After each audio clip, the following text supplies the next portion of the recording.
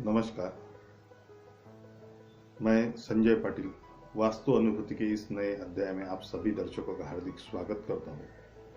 आज का हमारा विषय है दिशा, वास्तु और आरोग्य।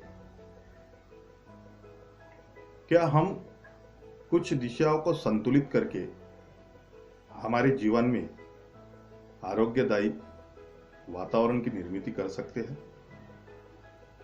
जी हाँ, वास्तुशास्त्र हमें हर आयाम पे एक सकारात्मक जवाब देने वाली जीवन पद्धति है, किंतु एक अच्छा वास्तु कंसल्टेंट ही इसे पहचान सकता है।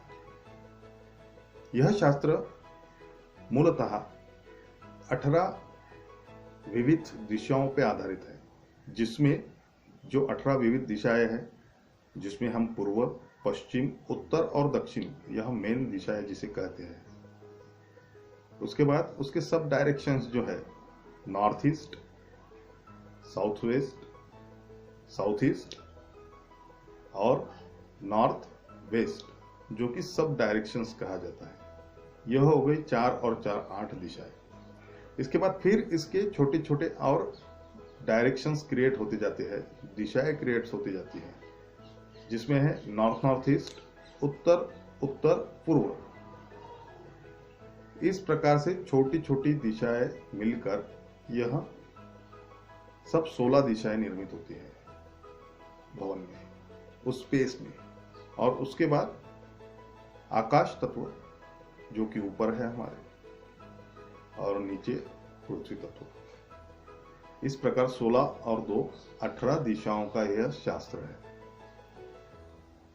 जिसमें आरोग्य के लिए अगर हम विचार करेंगे भवन में, तो नॉर्थ ईस्ट डायरेक्शन, जो कि नॉर्थ ईस्ट और नॉर्थ, इन दोनों डायरेक्शंस के बीच में जो कॉर्नर्स क्रिएट होता है, जो डायरेक्शन क्रिएट होती है 11.2 डिग्री की, तो उस डायरेक्शन को आरोग्य की दिशा कहते हैं,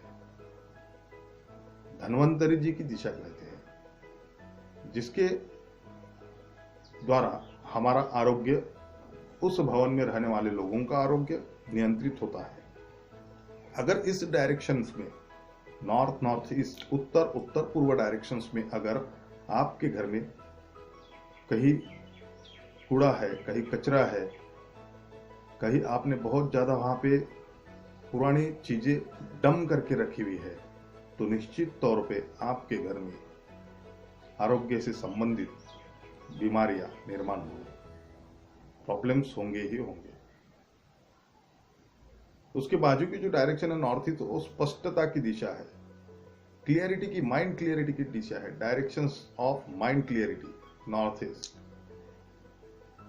तो यह 2 दिशाओं में अगर आपका घर में, आपके हाउस में, आपके वास्तु में इम्बैलेंस होगा, असंतुलन होगा, वहां पे एंटी एलिमेंट्स क्रिएट हुए होंगे, तो 100% आपके घर में कोई ना कोई डिसीज बहुत बड़े पैमाने पे क्रिएट हो रहा है।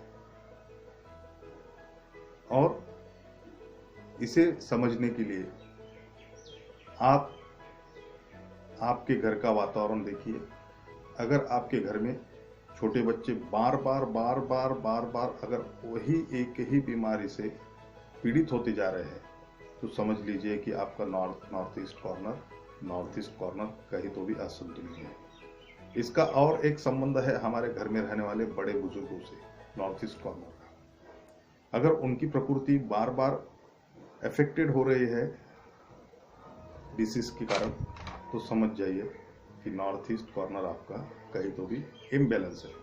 इसे बैलेंस करने के लिए या तो आप उस कॉर्नर में, नॉर्थ ईस्ट कॉर्नर में, भगवान धन्वंतरी जी का एक फोटो लगा सकते हैं। वहां पे जो भी कूड़ा कचरा रहता है उसे साफ सुथरा रखिए। वहां पे कूड़ा कचरा, डस्टबिन या ऐसी कुछ वस्तु वहां मत रखिए, जिसके कारण वह क्लियर हो जाएगा।